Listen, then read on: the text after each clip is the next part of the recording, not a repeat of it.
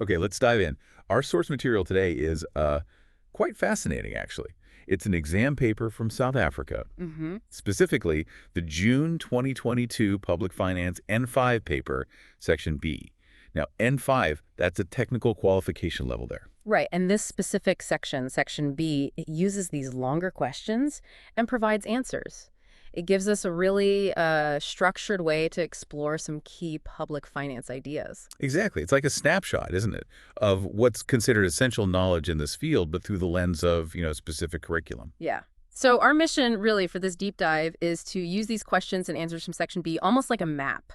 We're going to extract the most important nuggets of insight. Distilling the key ideas so you can grasp them quickly. Precisely. And, while it is from a specific place, South Africa, in a specific context, the concepts it covers, things like government oversight, economic philosophies, how public money flows, it's pretty universal stuff in public finance. Absolutely. We're going to try and unpack them, highlight why they matter, and hopefully make them really accessible for you listening.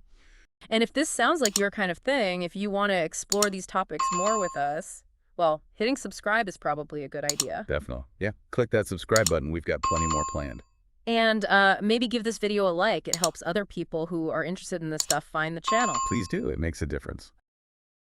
So Section B, in exams like this, it tends to focus on questions needing more explanation, more discussion, which is perfect for what we're doing. Yeah, we're skipping Section A, the quicker answers, to really get into the substance here in Section B. Okay, let's kick off with question 2.1.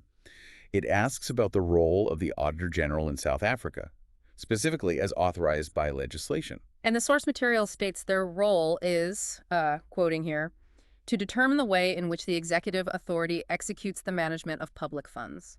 Determine the way. Okay. So what's the core insight there? Well, the source really frames the Auditor General as the state's crucial independent watchdog by being legally empowered to determine, which really means audit and evaluate how the executive branch handles public money. Right. They provide that essential mechanism for accountability. It's the check against misuse, against inefficiency, ensures transparency. That makes sense. Which means how they're appointed must be pretty critical. Exactly. Question 2.2 asks for the 5 few requirements for appointing an Auditor General. First up, they must be a South African citizen with specialized knowledge Okay. and experience in auditing state finance and public administration. So baseline competence. You need someone who actually understands the complexities of government finance. Makes sense. Okay, second requirement. Nominated by a joint committee of the National Assembly and National Council of Provinces, that's the South African Parliament, Right. and this nomination must be, without debate, by an absolute 2/3 majority. Ooh, that's interesting. 2/3 and no debate on the nomination. Yeah. Why do you think they'd structure it like that? Well, that high majority, the 2/3, and preventing debate, Mm. it strongly suggests an aim for broad cross-party political consensus. And make them independent. Exactly. Trying to appoint someone seen as credible across the board, maybe shielding the process itself from partisan fighting. That 2/3 really stands out. Okay. Yeah. Point 3 from the source. They're appointed by the state president. Mm-hmm. The head of state makes the final appointment. Fourth, the appointment term is specific. No less than 3 years, but no more than 10 years. A defined term, but with some flexibility. And fifth, removal. They can only be removed by the president and only for specific reasons. Misconduct or incompetence. Again, that fixed term range and the very limited grounds for removal, those seem vital for independence, too. Yeah, it gives them security, doesn't it, to report findings without worrying about being fired arbitrarily. But still provides a mechanism if they genuinely fail in their duties. It's a balance. Okay, so moving from the watchdog to the plan itself, the budget. Question 2.3 asks for 5 criteria a budget should meet according to the source. First one, a budget is a statement of intent. It reflects the ideology of the ruling party. So right away it connects the budget to politics, policy priorities. It's not just numbers. Definitely not just an accounting exercise. Second, it's a work program. It indicates how government departments plan to deliver public services. The practical side. What are we actually going to do? Third, it's a source of information.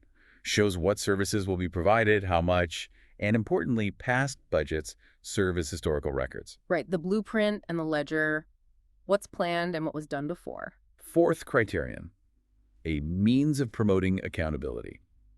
The budget acts as a benchmark if, mismanagement is suspected or happens. A reference point for oversight. And fifth, it's an instrument of control. It lets departments and oversight bodies track spending against the approved plan. So if you pull all those criteria together, Hmm? what's the takeaway? Well, it seems the core idea is that a public budget is multifaceted. It's not just finance. Right. It's the political compass showing direction. It's the operational plan, the how-to. It's the historical record. And it's the tool for managing things and for holding government accountable. All those aspects seem crucial because ultimately the budget is the main tool for guiding and measuring how public money gets used. Absolutely. It ties everything together. Okay, so how do governments actually decide what goes into that budget? Question 2.4 discusses collective decision-making systems. Two were mentioned, consensus and majority. Mm-hmm. Let's look at consensus first.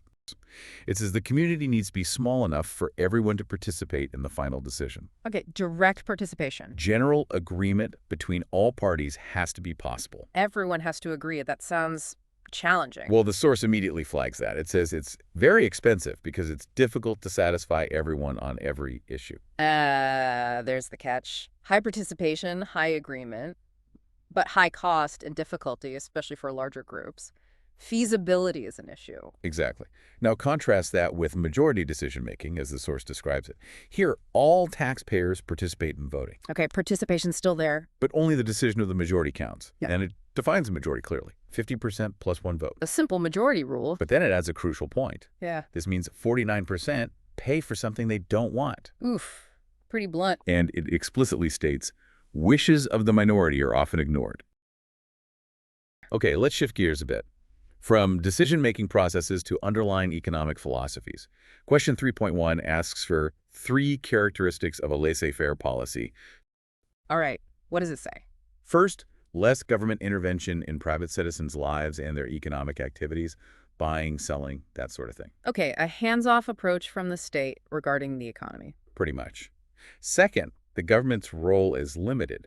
It focuses on providing just the basic conditions for free competition to happen. Like what? Things like maintaining law and order, protecting private property rights, setting the stage, but not directing the play. Got it. Ground rules only. And third, competition itself is allowed to function freely and without government regulation. So, minimal interference with how markets operate. Exactly. Clear enough. Now, question 3.2 lists factors that influence what communities actually need or demand from their government. We've got inflation, how it affects costs, technological development, political or social instability, national disasters, allocation of more functions to other government bodies. Interesting. How functions shift around matters. Yeah. Then urbanization, an increase of social demands, and finally, maladministration. That's a very practical list. You can really see how these would change what people need or expect from government. Absolutely. Like, take urbanization. More people moving to cities. That directly increases demand for roads, housing, water, sanitation, all those services in concentrated areas. Or a national disaster like a flood. Suddenly there's an immediate massive need for emergency response shelter and then long-term rebuilding funds. That wasn't in last year's plan. And maladministration. Yeah. That's an interesting one. It could mean services aren't delivered properly or funds are wasted, which in turn creates or changes the needs people perceive. Yeah. Poor management affects real outcomes and thus real needs. Okay, moving on. Let's look at different kinds of services. Question 3.3 asks about 5 characteristics of services that require payment. Services you pay for directly, okay. First, they are apportionable, meaning you can assign a price per unit. The example given is water supply you pay per liter or gallon. Right, measurable consumption. You can charge for exactly what's used. Second, they are exclusive. Non-payers can actually be prevented from using the service. Unlike, say, streetlights or national defense, you can't really stop someone from benefiting from those. But with these, you can cut off the supply if they don't pay, like utilities. Exactly. Third, they're exhaustible. The resource or service needs to be continually replenished or provided for each use. Water needs to keep flowing, electricity generated. Consumption depletes the available supply. Fourth, they provide a direct return. The person paying gets a specific, identifiable value for each unit they pay for. A clear transaction. I pay this, I get that amount of water. And fifth, the source notes no monopolies here, meaning some of these services can operate in an open market. Entrepreneurs could potentially compete to provide them. Interesting. So these characteristics together really set them apart from, like, classic public goods. They behave much more like private goods in many ways. Yeah, that seems to be the implication. Measurable, excludable, direct value. Yeah. That's why user fees make sense for these kinds of services, like the water example shows. Got it. So, where does the government get the money for any of this stuff? Question 3.4 asks for 5 sources of state income, with an example for each. Okay, let's hear them. Beyond just taxes, presumably? Yes, though. Taxes first, obviously. Yeah. Example, personal income tax. The big one. Then levies. Example, registration fees. Third, license fees. Example, for motor vehicles. Okay, fees for specific permissions or activities. Fourth, penalties and bail money. Example, fines for criminal offenses. Income from rule breaking, essentially. Fifth, state enterprises. The example given is the state Trenter, but you could think of state-owned utilities too, maybe. Right, government-run businesses generating revenue. And sixth, special funds and accounts. Example, the National Road Accident Fund money earmarked for a specific purpose. That's quite a diverse list. It really highlights that government funding isn't monolithic. It's not just income tax. No, it's fees for services, permission slips, penalties, business revenue, dedicated pots of money. It shows the breadth of public finance streams. A much wider picture than people might think. Definitely. Okay, let's zoom in from the national level to the local. Question 4.1 asks for 6 functions of a local or town council, specifically regarding public finance. What do councils handle financially, according to the source? All right, it lists setting the tax rates, specifically property tax rates. Ah, the local property tax bill. Oh, consumer tariffs, those user charges for local services like water, electricity, waste collection. The fees on your utility bills, often set locally. Raising of loans for the city or town. Borrowing for local projects. Which leads to the next 2. Capital expenditure spending on big long-term assets like infrastructure, buildings. New libraries, roads, pipes. And operational expenditure, the day-to-day costs of running everything. Salaries, maintenance, supplies. Keeping the lights on, literally. And finally, the creation and management of special funds at the local level. So local governments have their own dedicated funding pots, too. Yeah. This list really brings public finance down to the everyday level, doesn't it? Property tax, water bills, local construction projects. Absolutely. These are the tangible ways local government finance affects your community and your wallet. Very concrete. Okay, let's swing back to those broader economic philosophies. Yeah. Question 4.2 asks us to describe 5 area characteristics of socialism. What are the points? First, it does not acknowledge private ownership of production factors. The state holds power over the means of production. Right. State control over factories, land, resources, etc. A sharp contrast to private ownership models. Yes. Second, the government decides how and for what purpose these production factors are used. Basically, the government decides what gets produced. Which points towards central economic planning, rather than letting market demand dictate production. Third, a ban on all capitalist or free market systems. Explicitly, no free markets allowed. Okay, based only on these descriptions from the source. This is positioned as the direct opposite of the laissez-faire characteristics we discussed earlier, right? Free competition versus no free markets. Seems that way, based purely on the points given here. Fourth, income redistribution happens through, quote, severe use of taxation. Significant taxes aimed at leveling incomes. And fifth, Social Security benefits, things like pensions, unemployment support, free health, and education are collectively provided for, funded out of progressive tax sources. So a strong welfare state funded by taxes that hit higher earners harder. The source also adds a 6th characteristic. The government guarantees a minimum standard of living for its citizens.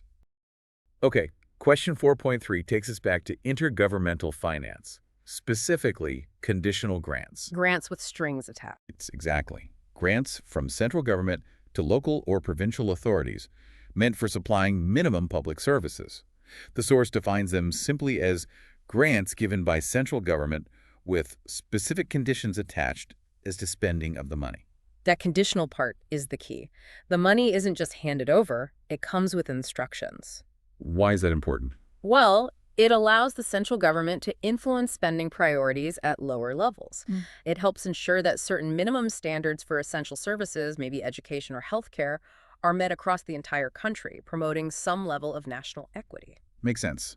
The source mentions 2 types of these conditional grants. First, variable or unlimited. Variable. Here, the receiving government, the local one, might face increasing pressure for funds.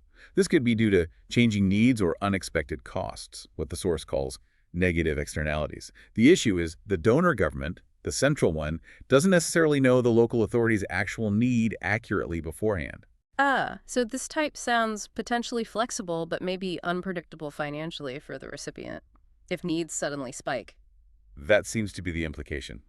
Then there's the second type, fixed or limited conditional grants. Fixed or limited? So source says these are more common. They're used to supply collective services nationwide. The example given is provincial libraries on a uniform and regular basis. Okay, so these sound more predictable. Fixed amounts for specific ongoing services. Yeah, so that difference between variable and fixed based on these descriptions. It seems to boil down to predictability versus potential flexibility, maybe. Fixed grants offer stability and ensure uniformity for things like libraries. Variable grants might theoretically adapt better to fluctuating needs, but carry the risk of funding uncertainty or shortfalls for the local authority. A trade-off there as well. Okay, we're nearing the end of Section B. Question 4.4 asks for the factors that need careful consideration and debate when deciding a country's overall financial policy. The big picture stuff. The strategic level considerations, what are they? First, the political, social, and economic policy of the central government regarding the whole nation. Right, back to the idea of the budget as a statement of intent. The government's core ideology and goals drive financial policy. Second, the requirements of the Constitution. The fundamental law of the land shapes what's possible or required financially. Legal constraints and mandates, got it. Third, the demographic situation within the country.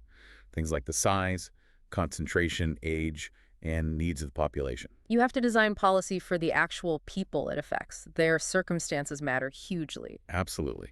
And fourth, the nature of government institutions at various levels, central, provincial, or regional, and local.